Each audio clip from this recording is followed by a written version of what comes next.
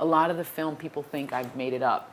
And you know, the film, to me, this film is the PG version of what actually occurred, believe it or not.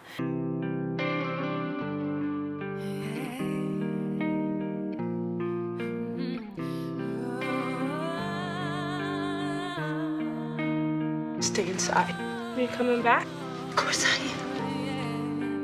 am. Yelling to the Sky is the story about a young girl coming of age and a difficult environment. And she makes some choices to improve her life. They end up threatening her life. So we're meeting her at the moment that she decides who she's going to be for all time. I was completely furious with the absence of a reflection of my being in cinema. I was enraged and bored out of my mind. So I did not set out to make this film with any, you know, initial sort of, there was no concept of I'm talented and I should do this. It wasn't that. It was just like, I have something to say. Like someone else will say, well, fine, I'm gonna like participate. And it was really just so I could keep complaining. Absence of, I mean, specifically absence of... Absence of mixed race women, specifically. But generically, brown people. 12 years it took from page to script. I think it's probably longer than that. Who knows? I have no sense of time now. So from page to principal photography was a pretty big process and brutal, as you know, I talked about last night. It's not that it was more brutal than any independent filmmaker.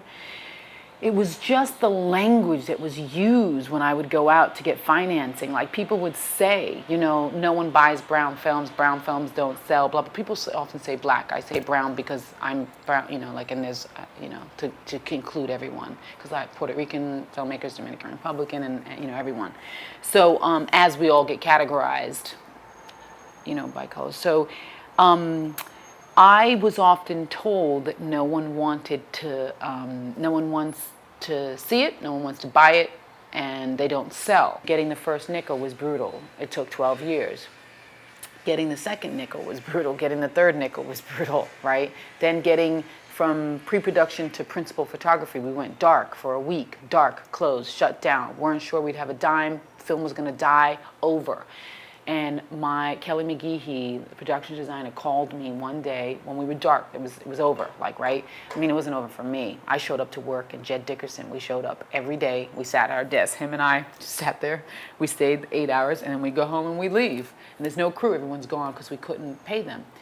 And Kelly McGeehee called me one day and said, I spoke to the entire crew, and we decided to come in.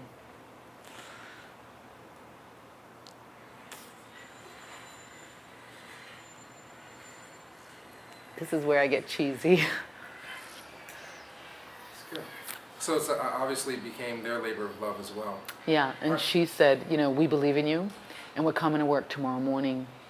And they did, and we kept going. And that exact moment, the only reason that it moves me is that's the exact moment that so many of my friends, 80% of the people I know whose films dropped and we've not seen them and they're still trying to get them made. That's the moment. It was right there. That was the second. That was the difference. And they came to work, and by them coming to work, then we had to fight harder to make sure we got the money, and we rescued the film. Hate him. Don't say that. Stop telling me what to do.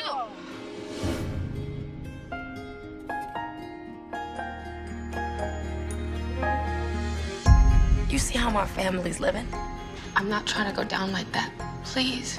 I'm doing this with or without your help. The thing I'm most proud of is that I didn't interfere with the cast and crew in any way that prevented them from giving 1,000%.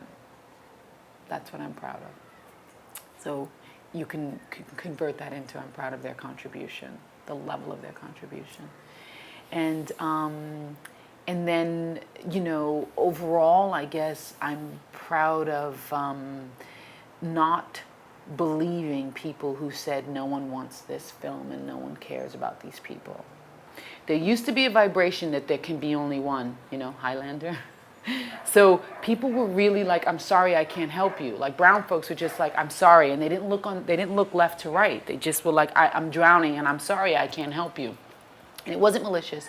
It was just like basic need and self-survival.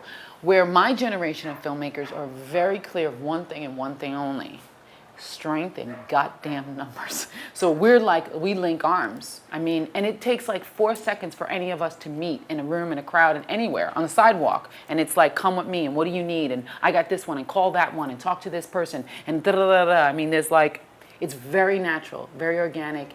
We're aware that our survival depends on mirrored reflection. Now, and that goes in the scope of the industry, again, like everything's external and internal. So that goes in the scope of like, I need to see their films out because I need to know that they're doing okay. But I also, as an individual, when I'm at home at night and I'm getting hit with no, no, no, and you know, I feel invisible when I walk into a room and I'm trying to sell my wares, I need, when I go at home at night, I need to know that Andrew Dosunmu is out making his next film and just wrapped in Lock Picture with Bradford Young. I need to know that Ava DuVernay just wrapped. I need to know that Jamil just finished, you know, like he's on to his next shit. I need to know that Ulrich's on to his next shit. Like I need to know Nadia Hallgren's going to be making her next film. You know what I mean? I need to know that for my own sanity, because you get home in the middle of the night and the day is so rough and it's just no thank you, we don't want any. That the only piece I have is like, oh, I know that one's out there. I know that one's out there. I know that one's out there. I know that one's out there. It won't end well if I stay in my neighborhood.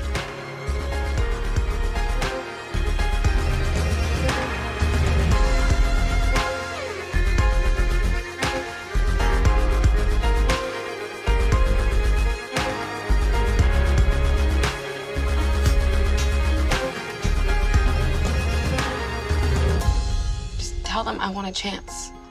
That's all.